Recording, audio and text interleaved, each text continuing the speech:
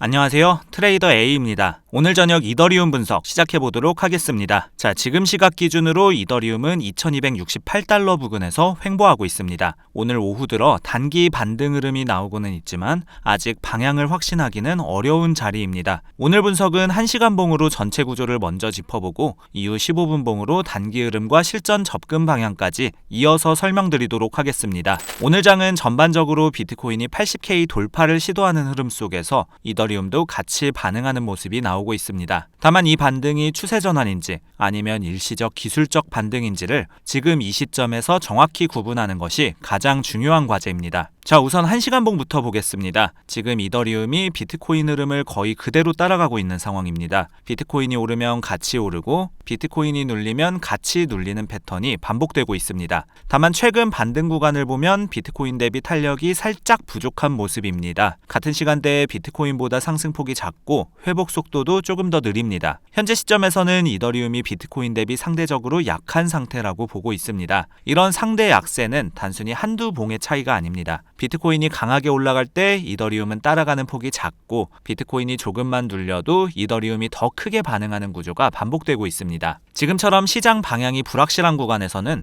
이더리움의 상대 약세가 더 두드러지게 나타날 수 있다는 점을 먼저 염두에 두셔야 합니다. 구조적으로 보면 급락 이후 저점을 높이려는 시도는 나오고 있습니다. 저점이 조금씩 올라오는 모습이 차트에서 보이기는 합니다만 그런데 문제는 주요 이동평균선 아래에서 계속 눌리고 있다는 겁니다. 반등이 나오더라도 이동평균선 저항에 걸리면서 위로 치고 나가지 못하는 패턴이 반복되고 있습니다. 이동평균선이 저항으로 작동한다는 건 중요한 의미를 가집니다. 과거의 지지였던 자리가 이제는 저항으로 바뀐 것이기 때문입니다. 이런 구조에서 이동평균선을 강하게 돌파하지 못하면 매도 세력이 여전히 그 자리를 지키고 있다는 뜻으로 해석해야 합니다. 저점을 높인다는 것 자체는 긍정적인 신호입니다. 하지만 고점도 같이 높아져야 추세 전환으로 볼 수 있는데 지금은 고점이 이동평균선에 막혀서 올라가지 못하고 있습니다. 저점만 높이고 고점은 제자리인 구조는 추세 전환이 아니라 하락 추세 안에서의 눌림 반등으로 보는 게 더 정확합니다. 볼린저 밴드를 보면 중심선 위로 강하게 올라서지 못하고 있습니다. 중심선은 추세의 기준점 역할을 합니다. 여기서 안착하지 못한다는 건 아직 하락 추세가 완전히 꺾이지 않았다는 의미로 볼 수 있습니다. 거래량도 마찬가지입니다. 반등은 나오고 있지만 추세 자체를 바꿀 만큼 강한 거래량이 동반되지는 않고 있습니다. 거래량 없는 반등은 추세를 바꾸지 못합니다. 추세 전환이 되려면 강한 매수 거래량이 실려야 하는데 지금 그 조건을 충족하지 못하고 있는 상태입니다. 보조 지표를 보면 RSI가 50 부근까지 회복되어 있습니다. 단기적으로 매수세가 살아있다는 신호죠. 반면 MACD는 아직 완전한 추세 반전을 보여주기보다는 바닥을 다지는 흐름에 가깝습니다. MACD가 완전한 상승 전환 신호를 주려면 히스토그램이 양수 구간으로 넘어오면서 추가 확장이 나와야 합니다. 지금은 그 경계선 부근에서 머뭇거리는 모습입니다. 즉, 지금 이더리움은 강한 상승 추세로 전환됐다기보다는 급락 이후 기술적 반등 성격이 더 강한 자리입니다. 핵심 저항과 지지 구간을 짚어보겠습니다. 단기 핵심 저항은 2280에서 2290 구간입니다. 이 구간을 돌파해야 매수세가 실질적으로 살아났다고 볼 수 있습니다. 그 위로는 2307 부근이 강한 매물 저항대로 자리 잡고 있습니다. 2307을 넘어야 단순 반등이 아니라 추세 회복 이야기를 꺼낼 수 있는 자리가 됩니다. 반대로 아래 지지는 2261 구간입니다. 현재 단기 지지로 작동하고 있는 자리고 여기서 이탈이 발생하면 2235에서 2220 구간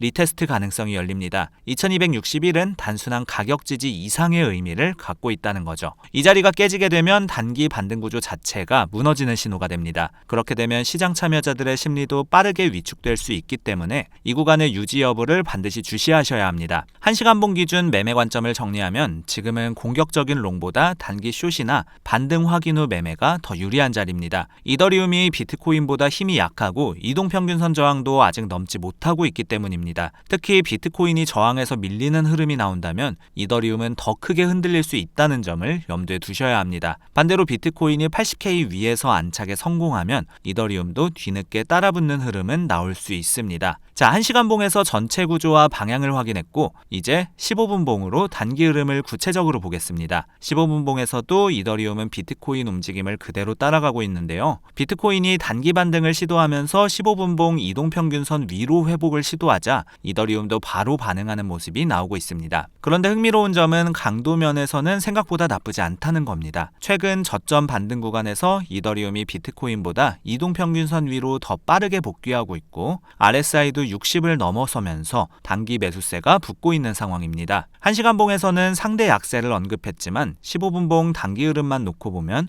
이더리움이 생각보다 빠른 회복을 보여주고 있습니다. 이 두 가지가 동시에 나오고 있다는 건 큰 그림에서는 아직 약하지만 단기 반등 모멘텀은 살아있다는 의미로 해석할 수 있습니다. 15분 봉 구조를 보면 급락 이후 저점을 높이는 단기 반등 구조가 형성되고 있습니다. 특히 2260 지지를 확인한 이후 볼린저 밴드 중심선 돌파 시도가 나오고 있고 MACD도 골든크로스 이후 히스토그램이 확장 중입니다. 단기적으로 위쪽 흐름이 조금 더 우세한 상황이라고 볼 수 있죠. MACD 골든크로스는 단기 추세 전환의 초기 신호로 볼 수 있습니다. 자, 여기서 히스토그램이 계속 확장되면서 유지된다면 단기 상승 흐름이 조금 더 이어질 수 있는 근거가 됩니다. 반면 히스토그램이 다시 줄어들기 시작하면 반등 동력이 소진되고 있다는 경고 신호로 봐야 합니다. 지금 단기 흐름에서 가장 핵심이 되는 변수는 비트코인이 79,800에서 8만 달러 저항을 돌파하느냐입니다. 비트코인이 이 구간에서 밀리지 않고 버텨주면 이더리움은 2275에서 2281 구간까지 추가 반등이 열려 있습니다. 특히 2281을 돌파하게 되면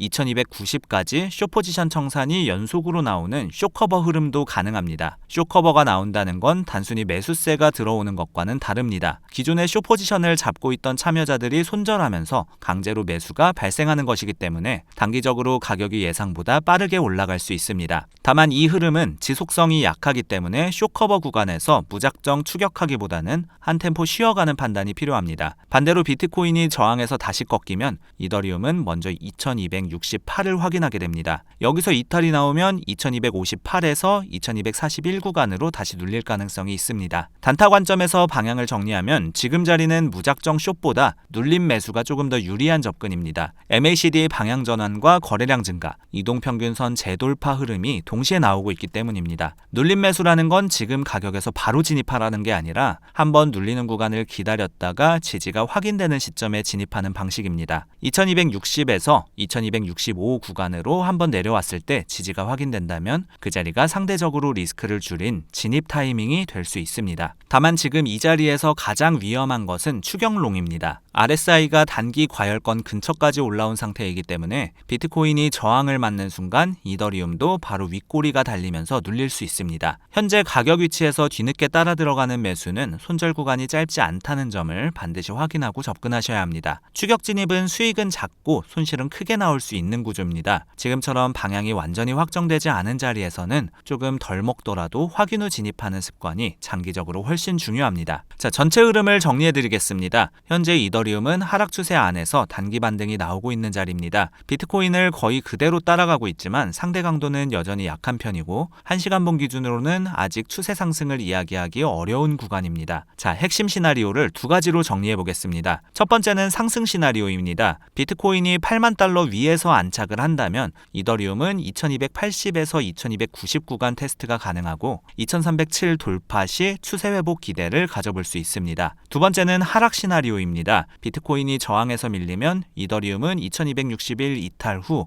2235에서 2220 구간으로 재하락할 수 있습니다. 두 시나리오 모두 공통적으로 비트코인의 움직임이 선행 변수입니다. 이더리움 단독으로 방향을 정하는 게 아니라 비트코인이 먼저 움직이고 이더리움이 따라가는 구조이기 때문에 이더리움 포지션을 잡기 전에 비트코인 차트를 반드시 먼저 확인하는 습관이 필요합니다. 자, 오늘 이더리움 대응 핵심은 비트코인 8만 달러 공방 결과를 먼저 확인하는 겁니다. 비트코인 방향이 정해지기 전에 이더리움을 선제적으로 잡으려는 시도는 리스크가 큽니다. 방향이 명확해지면 그때 따라가는 전략이 현재 구간에서는 가장 안전한 접근입니다. 마지막으로 리스크 관리 측면에서 한 가지 말씀드리겠습니다. 지금처럼 방향이 결정되지 않은 구간에서는 포지션 크기를 줄이고 대응하는 것이 기본입니다. 크게 먹으려고 하다가 크게 잃는 구간이 바로 이런 자리이기 때문입니다. 수익보다 손실 제한을 먼저 생각하는 접근이 지금 이 구간에서는 훨씬 중요하겠습니다. 이상으로 오늘 저녁 이더리움 3차 브리핑 마치겠습니다. 감사합니다.